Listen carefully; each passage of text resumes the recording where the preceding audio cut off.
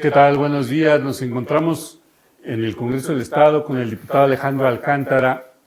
Diputado, pues mucho gusto poder dialogar con usted. Hay muchos temas de los que hablar. La agenda está bastante llena. Muchísimas cosas han ocurrido, tanto en Hidalgo como en el país. Pero una de las que ocurrió es que ya pasó el primer año de periodo legislativo y quisiera saber, que nos comentaras aquí al público de Acento, ¿cuál ha sido lo más relevante de tu primer año legislativo? Muchas gracias. Pues primero que nada, saludarte, agradecerte el espacio y que nos permitan platicar de lo que hemos hecho y de cómo vemos las situaciones que se están enfrentando en nuestro estado. Definitivamente este año ha sido un año de muchos retos, un año también de muchas satisfacciones. Fíjate que hemos podido lograr algunas reformas importantes y te quiero contar específicamente de una que a mí me llena de mucha orgullo y mucha satisfacción porque es un tema que, verdad, hay que hablar de él y que muy pocas veces se habla. Y te comento que hicimos una reforma a la Ley de Salud Mental y Prevención de Suicidio del Estado de Hidalgo para contemplar a las poblaciones de la diversidad dentro de la ley. Desafortunadamente hay un muy alto índice de personas de la diversidad que terminan suicidándose o tienen intenciones suicidas. Esto debido a la discriminación, a la falta de oportunidades laborales y a muchos otros aspectos que enfrentan las poblaciones, pero que no estábamos contemplados en esta ley. Afortunadamente se hizo una propuesta para que se incorporara a la ley algunos conceptos que tienen que ver con la diversidad sexogenérica e incluir a las personas de la diversidad como parte de la población objetivo de la ley. Es decir, que a partir de ahora, porque ya esta reforma ya se publicó, las instituciones de salud, específicamente también las instituciones de salud mental, tienen que brindar atención prioritaria a las personas de la diversidad que tengan riesgo de tener intenciones suicidas o tengan intenciones suicidas. Eso es muy relevante porque te digo, hay un muy alto índice de población. Desafortunadamente, los jóvenes entre 13 y 29 años son demasiado susceptibles en estos aspectos y desafortunadamente después de la pandemia del COVID-19 todos los temas de salud mental han cobrado mucha relevancia porque pues de ahí han detonado muchas situaciones y esta del suicidio es una de las principales. Entonces por eso lo vemos como un avance muy importante. Afortunadamente contamos con muchos y muchas diputadas que se sumaron a la propuesta, entre ellos el diputado Andrés Velázquez, que es el presidente de la Junta, que estuvo apoyando esta propuesta, la presidenta de la Comisión de Legislación y Puntos Constitucionales, la diputada Lisbeth, también se adhirió a la propuesta porque vemos en esto una manera de poder apoyar y reducir estos números. Desafortunadamente son altísimos y ojalá que esto pueda contribuir. Es una problemática real que se necesitaba atender y pues ya se está atendiendo. Ojalá que pase de ser ley a realmente incidir o así que en la vida diaria de quienes tengan necesidad de acudir a los centros de salud mental. Pues sí, esto es una propuesta, ya se convirtió en una reforma en la ley, pero ahora, como bien lo dices, cualquier ley que no se aplique, pues es letra muerta. Entonces tenemos que buscar ahora que esto se convierta en políticas públicas para que podamos atender a las personas, no solamente en la diversidad. Dentro de la ley se contemplan a las niñas, a los niños, a los adolescentes, a las personas adultas mayores, a las personas que han vivido o tienen una situación de trauma, por ejemplo, las personas que ahorita han pasado por todo este tema de las inundaciones, claro, y las personas que viven en situación de calle. Entonces, todos estos grupos están considerados como grupos de atención prioritaria dentro de estos términos. Entonces, estamos trabajando en ello para que esto se convierta, se traduzca en políticas públicas que lleguen como una realidad a las ciudadanos, a los ciudadanos, para que se convierta en algo, pues, de verdad benéfico para todas, todos y todes. Ok.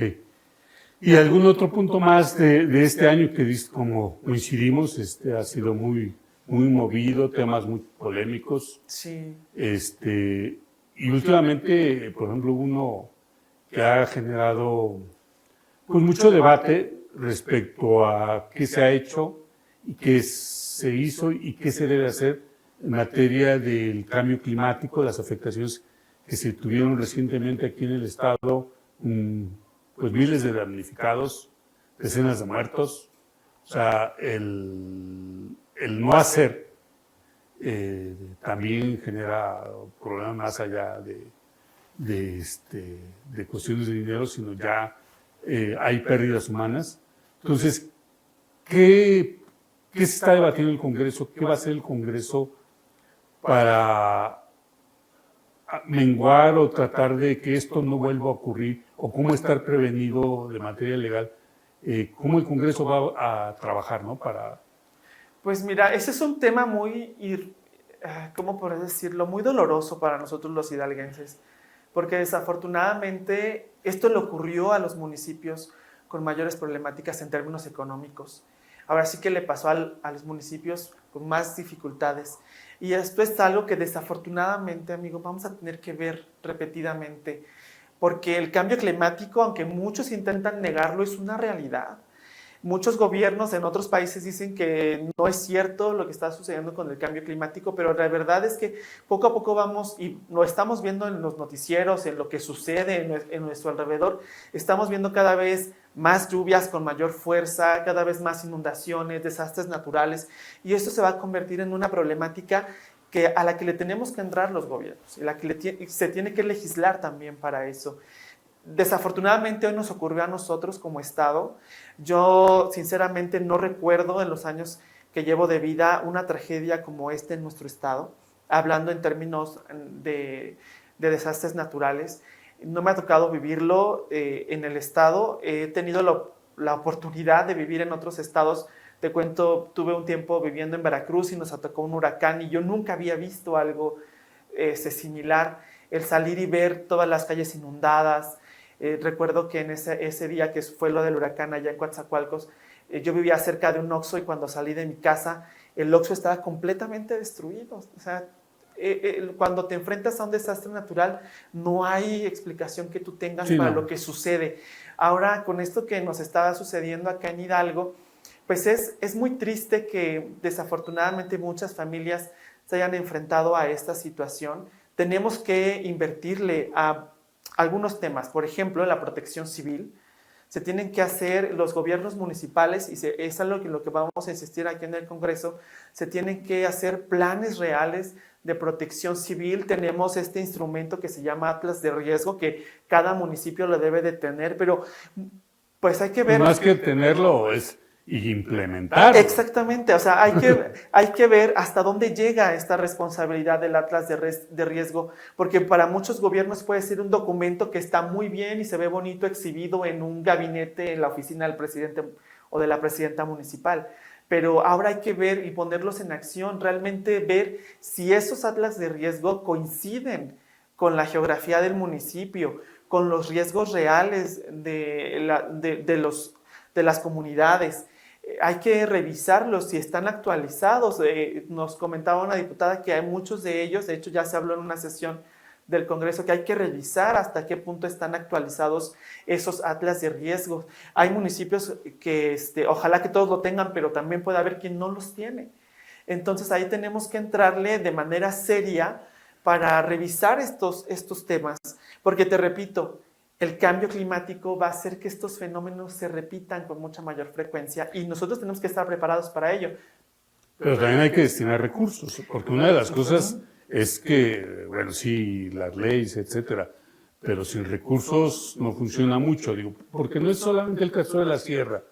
El caso de Tula pasó hace 5 años, pero también en Pachuca y en Mineral de la Reforma se presentan inundaciones a raíz de esto, porque de repente llueve demasiado, lo que iba a llover en un año llueve en unas horas, sí. Y entonces ocurren desgracias, ocurren inundaciones, pierde mucha gente su patrimonio, y no está preparado ni los municipios urbanos ni los rurales para enfrentarlo. Entonces se requiere destinar recursos. Se habla mucho de esta desaparición del Fondem. Yo hasta ahora no he visto a nadie en la cárcel por esto.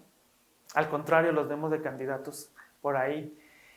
Y es una excusa que el gobierno ha puesto para decir, bueno, ya no hay presupuesto porque lo quitamos porque había corrupción. Pero no hay nadie en la cárcel por estos temas. Yo lo que siento es que deberíamos de verdad hacer un plan que sí incluya fondos, porque sin dinero no se puede hacer nada.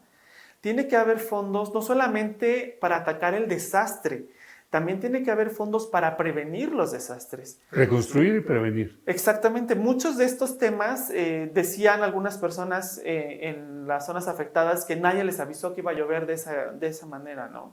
Se tiene que invertir tanto en la prevención como en la recuperación. Desafortunadamente, pues ahorita ya tenemos el problema, tenemos que entrarle, estos municipios se tienen que reconstruir, tiene que haber dinero, dinero real, y que llegue a las personas, y no solamente a las personas, sino que llegue a los gobiernos municipales para reconstruir las carreteras. Muchos de estos, yo tuve la oportunidad de visitar una comunidad, afortunadamente en algunas comunidades no se inundaron, no tienen deslaves, pero se quedaron incomunicados. Y el que las personas no puedan salir de su comunidad para trabajar, para recibir víveres o para tener atención médica, pues para trabajar, eso ya los deja recursos en un estado de vulnerabilidad. Entonces, muchas de las personas, a mí me tocó estar en Huehuetla y pude visitar a una adulta mayor con una hija con discapacidad y ella nos decía, bueno, tengo que ir al médico, pero ¿cómo voy? Si cuando nos quedamos aquí encerrados no podíamos salir. Entonces tenemos que invertirle a todo eso y es un tema que de verdad le tenemos que entrar sin ninguna condición política, sin ningún sesgo, con la única preocupación de que el Estado tiene que estar bien y las personas tienen que tener garantizado todos sus derechos, como el derecho a la salud, el derecho a tener un lugar digno para vivir, el derecho a tener el libre tránsito. Desafortunadamente, ahorita muchas carreteras van a tener que ser reconstruidas. Todos los puentes que se llevaron. Los puentes que ya no están. Seguramente que dejaron. Entonces, eso va a costar dinero al Estado, pero pues si no tenemos claro un presupuesto, dinero que no se nos entere de cuánto se le va a invertir, eso nos deja a nosotros en un estado de preocupación, ¿no? De saber ¿de dónde va a salir? Pues viene eso? Un momento, estamos en el mes de noviembre, sí. Viene el tema de la Ley de Ingresos 2026, el presupuesto de egresos, y creo que es el momento para que los diputados puedan entender y priorizar las cosas que se tienen que hacer. Yo creo que hoy más que nunca el Estado y nosotros como diputados y diputadas tenemos la oportunidad de hacer un cambio de verdad para nuestro Estado. Y tiene que ver con este ejercicio que tú mencionas, que es el tema de los presupuestos, tanto la ley de ingresos y de egresos. Y yo creo que ahí va a ser la oportunidad perfecta para que nosotros podamos decirle al Estado cuánto lo queremos, cómo vemos al Estado y cómo queremos reconstruir a Hidalgo después de todo lo que nos ha pasado. No solamente va a ser la reconstrucción, insisto que tenemos que apostarle a una cultura de prevención, tenemos que tener mecanismos, planes de acción. Afortunadamente muchos gobiernos municipales respondieron con lo que tenían. Afortunadamente en Hidalgo no hubo tantas pérdidas humanas a referencia con otros estados, pero sí tenemos que pensar en estrategias pues, que salvaguarden la vida y la integridad de las y los hidalguenses. Digo, por ejemplo, la presidenta de Molango y también parece que la de Xochatipan tomaron una decisión drástica, ¿no? Cancelar todas las fiestas, y que ellos son muy fiesteros, para destinar esos recursos. Creo que es algo que debieran los diputados también pensar, cancelar las fiestas y destinar más recursos a la reconstrucción, pero ahí se los dejo yo de tarea. Yo a mí nada me pagan por entrevistar, no por andar sugiriendo. Pero hay, y yendo sobre el tema de los recursos, existe otro tema, el tema de la seguridad pública municipal.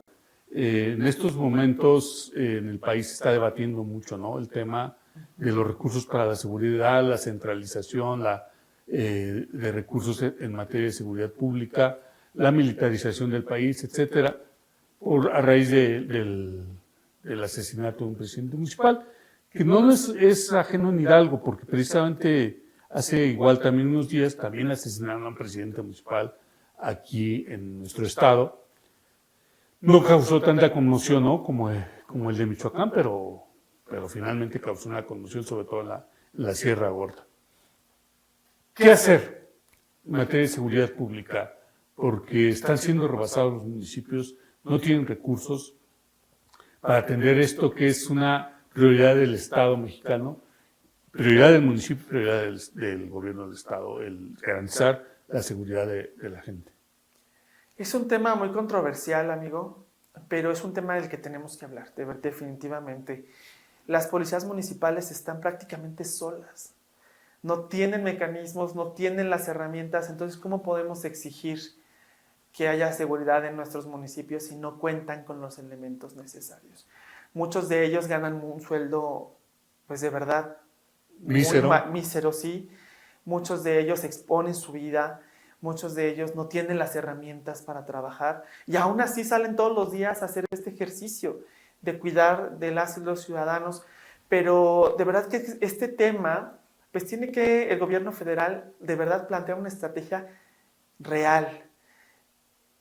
Yo he visto las conferencias que ha dado la presidenta, el secretario de Seguridad, y le echan la culpa al pasado, como si ellos no se enteraran que ellos ya son parte del pasado. Se dice que esto deriva de las acciones de un presidente que ya no está ejerciendo. Tiene más de 20 años que ejerció. Pero aún así sigue siendo culpa de este presidente. Cuando pues ya llevamos varios años bajo la administración de un gobierno que prácticamente pues se está burlando de las y los mexicanos en este tema, porque no nos están dando una certeza de seguridad. El hecho de que se estén asesinando a presidentes municipales te quiere decir algo. Si un presidente municipal son muy vulnerables, no está seguro, imagínate cómo va a estar un ciudadano que no es presidente municipal. Sí, ellos bien o mal traen unos escoltas ahí más o menos. Porque bien o mal, blindado. Un presidente municipal tiene los reflectores, tiene a un equipo de seguridad pública que va a estar al pendiente de su seguridad, pero quien no lo tiene queda totalmente expenso a cualquier situación de la delincuencia. Ahora, lo que pasó en Pisaflores es algo inadmisible en Hidalgo. Ningún presidente o presidenta municipal debe ser asesinado en el ejercicio de sus funciones, porque pues tienen todo este equipo, ¿no? de seguridad, tienen los ojos sobre ellos, y el hecho de que ahora nos duela tanto lo que ocurrió en Uruapan es porque parece que hay un mensaje. Si alzas la voz, esto es lo que te pasa. Sí, y eso no debería de ser. El levantar la voz en México muchas veces te cuesta la vida. Y mucho de lo que el coraje y la rabia que sentimos como mexicanos ahora después de estos hechos es porque te das cuenta que el gobierno está atendiendo otras cosas, menos la seguridad del país. Sí, digo, el origen del Estado, desde que lo teorizó Thomas Hobbes en el Leviatán, tiene como prioridad el asegurar la persona y los bienes de esa persona. Esa es la razón de que existan los estados y pareciera que se les olvida. Y parece que no lo tenemos. Esa es la principal función. Sí. Y ahora imagínate ver, porque he estado muy pendiente de los medios de comunicación este fin de semana, y ver cómo a jóvenes que fueron a protestar por lo que ocurrió, se les reprime con toda la fuerza del Estado, y no hubo la fuerza del Estado para proteger a un presidente municipal que además estaba alzando la voz con una razón y pidiendo ayuda. Yo creo que eso es lo más doloroso de esta situación, que a pesar de que el presidente pidió ayuda no una vez, sino varias veces, y se le dio ayuda para calmarlo, porque yo así lo veo, el hecho de que ella haya recibido más de 200 elementos de la Guardia Nacional y del Ejército para ir a su municipio y que 15 días después los hayan quitado de Uruapan, es como decir, bueno, te doy esto para que te calmes y una vez que ya estás calmadito, ahora sí los quito porque los voy a poner en otro lado. Sí, es que, pues no, es como si tienes frío y te prestan un rato la chamarra y luego te la quitan y sigue habiendo frío, ¿no? Sí, y definitivamente y desafortunadamente vamos a seguir enfrentando eso en el país hasta que no cese la soberbia del gobierno. Porque sí yo veo en los gobernantes un halo de soberbia de decir, esto no es mi culpa, es la culpa de alguien más, y no se están haciendo responsables de lo que algo que les toca y de lo que deberían de estar preocupándose y hablando más allá de todos los temas que hay en el país. Este es uno de los que nos duele muchísimo, en particular a tu servidor, porque yo vivo en un municipio que desafortunadamente ha crecido en sus índices de inseguridad, donde a veces ya no nos sentimos seguros, donde es complicado ver. Antes en mi municipio pues era bonito ver que las personas llegaban y transitaban por el municipio y uno podía tener contacto. Ahora ves a una persona ajena a tu municipio y tú te preguntas, ¿será bueno, será malo? Y esto lo dice el INEGI, la percepción de seguridad ha bajado drásticamente en el país. No lo decimos nosotros que estamos en esos ejercicios, sino lo dice una institución del gobierno que se encarga de medir las situaciones del país, y ellos han dicho esto, que la condición y la percepción de seguridad en el país ha bajado muchísimo. Y si tú revisas las calificaciones que ahora tienen nuestros gobernantes, hablando particularmente de la presidenta de la República, en muchos aspectos está aprobada, porque no todo es malo, pero en lo que tiene que ver con seguridad, está mal. Y no lo decimos nosotros, lo dicen las calificaciones. Pues ahí tienes mucho material, precisamente de lo que has hablado hoy. Ahora se trata de llevarlo a iniciativas, a consensar con los demás diputados. El Congreso tiene que poner su grano de arena en esta construcción que se requiere, ¿no? Así es, pues en eso vamos a estar ocupados.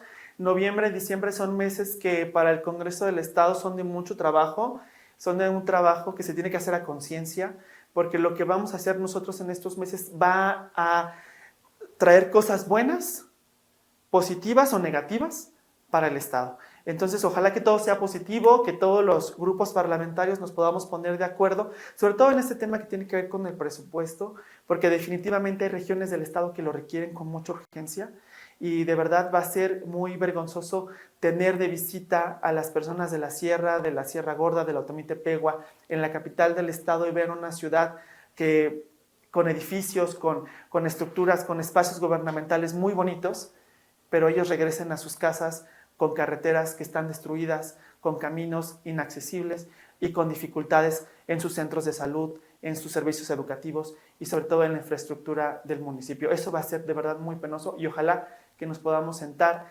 y coordinar esfuerzos para que a todas las personas del Estado pues nos vaya bien. Pues agradecerte, diputado, por tus palabras, por los comentarios que has vertido. Pues esperemos que pronto nos volvamos a ver y seguir platicando. Seguramente habrá más temas. Nunca falta. Claro que sí, muchas gracias. Te agradezco. Gracias a ti por el espacio.